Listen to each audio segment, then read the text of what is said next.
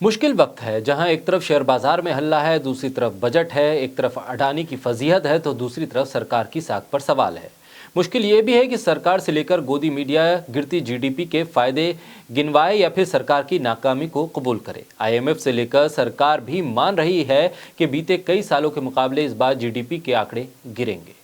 बोलता हिंदुस्तान पर मैं हूं आपके साथ फिरजा शाकिर अली बेग। वित्त मंत्री निर्मला सीतारमण 1 फरवरी को वित्त वर्ष 2023-24 का बजट पेश करेंगी। 2024 में लोकसभा चुनाव से पहले ये मोदी सरकार का आखिरी पूर्ण बजट होगा। कोविड के बाद इकोनॉमी में अब तक की रिकवरी का रिकॉर्ड ज्यादा अच्छा नहीं रहा है। कोविड के 2 साल के बाद दुनिया का 1/3 हिस्सा मंदी के मुहाने पर खड़ा है। इस माहौल में 2023 में भारत की अर्थव्यवस्था में कंपैरिजन करें तो रफ्तार अच्छी देखने को मिल सकती है। इसे ग्लोबल इकोनॉमी में ब्राइट स्पॉट माना जा रहा है। मोदी सरकार के कार्यकाल में राजकोषीय संतुलन बिगड़ा है। भारत का बजटीय राजकोषीय घाटा 6.4% है। पिछले 10 सालों में ये औसतन 4 से 4.5% हुआ करता था, जो बढ़ गया है। पिछले 4 साल में मोदी सरकार का कर्ज दुगना हुआ है, यानी कि चालू घाटा भी बढ़ा है। ये देश के निर्यात और आयात का अंतर होता है, यानी कि निर्यात से कमी की तुलना में आयात का खर्च बढ़ रहा है।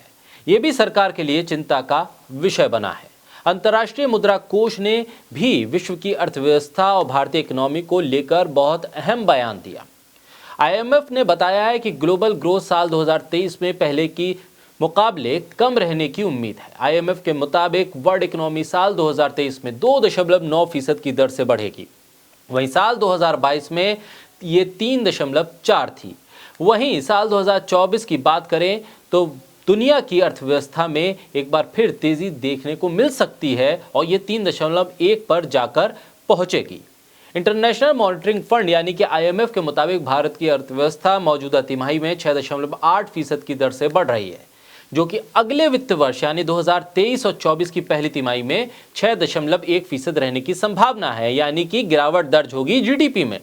वहीं आम बजट से एक दिन पहले वित्त मंत्री निर्मला सीतारमण ने लोकसभा में आर्थिक सर्वेक्षण पेश किया, जिसमें उन्होंने 2023-24 में विकास दर 6.5 बने रहने की उम्मीद जताई है और ये मौजूदा वित्त वर्ष के 7% और पिछले साल यानी कि 2021-22 के 8.7% के आंकड़े से काफी कम है। यानी कि आईएमएफ हो या फिर मोदी सरकार, दोनों मान रहे हैं कि गिरावट है।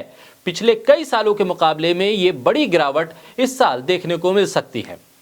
चालू घाटा भी बढ़ा है। रुपए में कमजोरी को लेकर भी चिंता है और ये चिंताएं कम होती हुई आने वाले साल में भी नजर नहीं आती हैं। हालांकि सरकार मान रही है कि महामारी के दौर में जो विकास थम गया था वो एक बार फिर तेजी से आगे बढ़ रहा है। अर्थव्यवस्था ने जो कुछ खोया था उसकी लगभग भरपाई कर ली है। जो रुक गया था उसे फिर से शुरू कर दिया गया है, यानी कि जीडीपी की गिरावट को सामान्य मान लिया है सरकार ने। सरकार ये मान के चल रही है जब स्थिति सामान्य हो रही है तो ये आंकड़े भी सामान्य हैं, यानी कि गिरती हुई अर्थव्यवस्था, गिरती हुई जीडीपी सरकार के लिए बहुत बड़ी चिंता का विषय फिलहाल दिख नहीं रहा है, क्योंकि आंकड़ों के लिहाज से सरकार जो तर्क दे रही है वो तो यही बताता है। अब ऐसे में सरकार इसे अपनी नाकामी के तौर पर नहीं गिन रही है। सरकार इसका आकलन भी इस तरह से नहीं कर रही है। फिलहाल आईएमएफ के आंकड़े और आर्थिक सर्वेक्षण दोनों को अगर मिलाकर देखें तो ये वक्त भारतीय अर्थव्यवस्था के लिए बेहद चिंता का विषय भी है। मुश्किल के इस दौर में संतुलन बनाने की कोशिश सरकार को करनी चाहिए।